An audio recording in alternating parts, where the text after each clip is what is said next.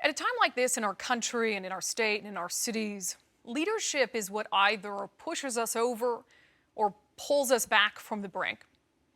And it's felt like that at times, hasn't it? Like we're on the brink.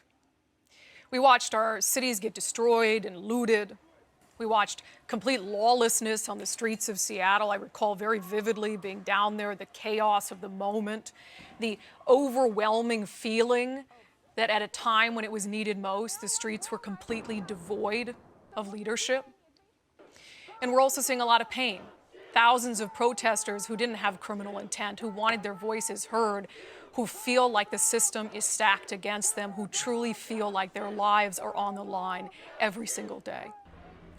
And we saw police officers, most of them good and decent people who do put their lives on the line every day and get little in the way of gratitude in return. Now, I'm not going to sit here and say there have been any perfect examples of leadership during all of this. There haven't. But there have been moments that show us what leadership means in a time of crisis. It is easy for leaders to act with strength and with power. It is much harder for leaders to allow themselves to show a moment of weakness, of compassion, of understanding. Like a police chief who decides to meet protesters where they are, who's not afraid to answer their questions, to talk to them face to face. Or like a chief who's willing to walk right up to the line if it'll help her officers and the citizens she is sworn to protect and serve go home safe. Leadership is being willing to show a moment of vulnerability in the interest of telling the other side, we hear you. Leadership is being the mayor of one of the biggest cities in the state, but still throwing on a coat, going down to the street, and telling kids that it's probably time to go home. Leadership is a protester who understands that the ability to listen is just as important as the desire to speak. Please sit silently, listen to what they have to say. Your time for speaking is coming. It's coming. They are listening, and they are listening because we have marched peacefully for the last 4 days.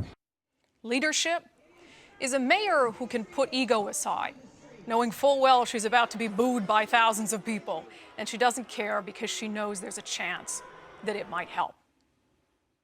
It's easy for leaders to create division.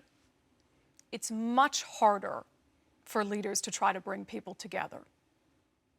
And we don't need to look to DC for leaders who divide. We have them right here. Leaders who pit sides against each other in the middle of a crisis.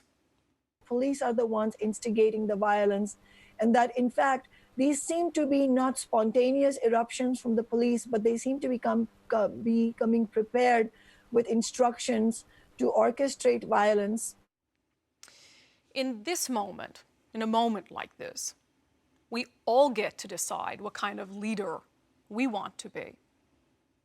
And as you're making that decision, just remember that empathy, understanding, those are not signs of weakness.